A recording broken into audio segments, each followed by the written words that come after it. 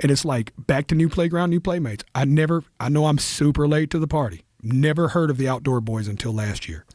Okay? Whoa. I've been missing a whole new thing of life. You know what I mean? He's back, right? He's doing it again. He's back-ish, yeah. He took some time off, right? Yep. I think he felt like got overwhelming. Yeah, the success of his channel got too crazy and too fast. He didn't enjoy the pressure. But you know what I think he was doing? You want to speculate a little bit together about this? I think he was doing the coolest dad thing ever, because he goes on there and goes, look, this has been a little overwhelming for me and my family. Me and my wife are out of this. And frankly, I got 2 boys that want to be YouTubers themselves, so I think I'm just going to help them. And I follow his son's channel. His son's got 3,000 subscribers. He camps by himself like his dad did. He's 12 years old doing solo camping trips. Dude, his name's Outdoor Tom. So it's like, and he's been posting. And his dad's on his channel. So I think the dad just built his channel, got big, and was like, dude, I think I'm just going to leave this legacy for the boys, man. I'll just help them out. But he's kind of been poking his nose back around here and there. And he helped his friend out that had cancer. I thought that was the coolest thing. Yeah. What was the name of that channel, Jamie? I don't want to blow this. They deserve a shout out because that was really cool. My Life Outdoors. Yep. My Life Outdoors. And so that was a recent video that they made. Yeah. Yeah, he's a very interesting guy, you know. I wish he'd come talk to you. I would. If he was interested, I'd definitely have him on. I really have. I watch a lot of those shows.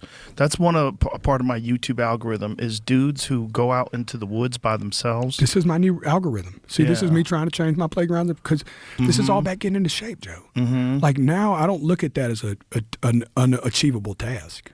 I look at that like next winter, me and Cam are going to go hunt somewhere. We're going to take a fucking tent. You know what I'm saying? And we're going to go out there and get lost in the woods. Camp on your back. I think we can do it, dude. Like, I think I'm going to be in shape enough to do it, you know? Well, you're probably in shape enough to do it right now. I'm only going to get better, Joe. Yeah. I watched you on the treadmill today, man. You're in shape to do it right now. Thank you. Yeah, you could do it. It's that's a beautiful thing, man. It's a really beautiful thing. And just to be out in the woods like that I think it's like a form of vitamin that people haven't recognized yet. It's medicine. Yeah, there's something to it. I mean, that sounds hokey and new agey, but I'm telling you, man, if I don't get my time in the woods at least a couple times a year, and I really want to do it way more often. I just can't. I'm just too busy. But it empties all the bullshit out of my life. The mountains don't give a fuck what's going on in your life or how many likes your last fucking social media post got or who's upset at you. They don't care.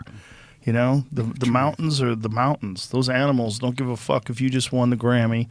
You know, they don't give a shit. No. Oh, Jelly Roll's here. Let me offer him my vitals. No, sir. Not the case at all. There's no charisma out there. There's no cult of personality. It's just wild. And it's beautiful. You always been outdoorsman? No, I used to fish when I was a kid. I used to really love fishing. And, then I got away from all of it for a long time until Ranella took me hunting.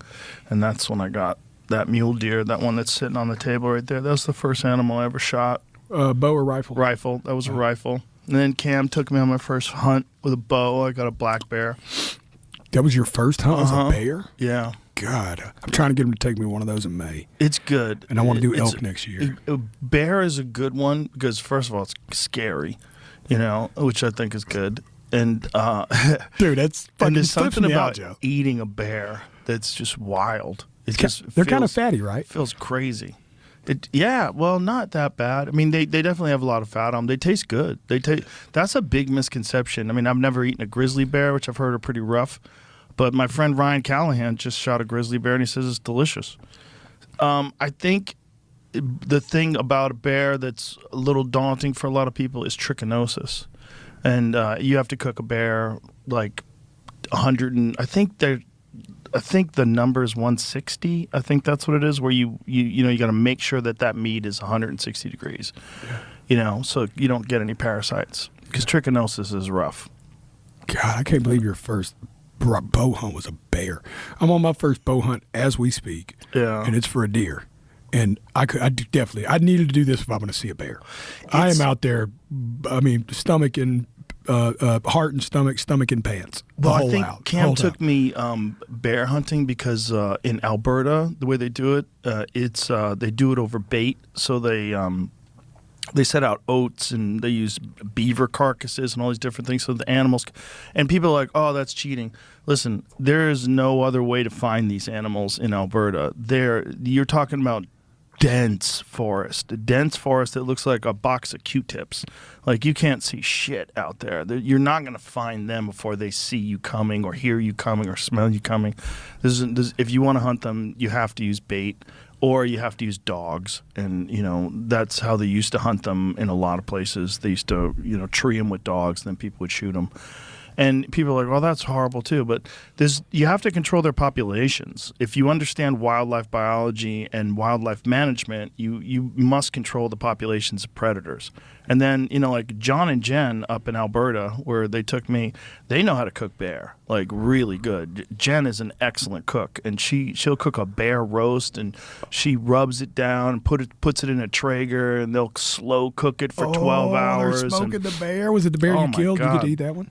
We definitely ate some of that too, and there's another thing that Ranella taught me called bear candy, which was great. It's like basically it's like Chinese food. It's like sweet and sour bear. Wow, it was really good. Yeah, and then Cam brought over some bear sticks. He gets some meat sticks made at this one butcher that he goes to, this one meat processing place. But bear is the misconception is that bear tastes bad. It does not taste bad. It tastes like beef. It tastes like a weird, beefy kind of animal. Here's a weird fun fact. When settlers or the pioneers first were making their way across North America, they didn't eat deer. They were eating bear. And they were using deer for skins. So a deer skin was worth $1. And that's where the term buck come from. No fucking way. Yes. The term a buck comes from the price of a deer skin. No, and they were just throwing the meat away. Exactly. Wow. Yeah. How long ago was this? The 1700s, Okay, 1800s. They didn't know any better. Wow. Not only that, all those buffalo that people shot? Like, buffalo is like very expensive meat. It's delicious. It's fantastic. I think it's superior to beef. They didn't eat the beef. They didn't eat the buffalo. Wow. They were eating their tongues.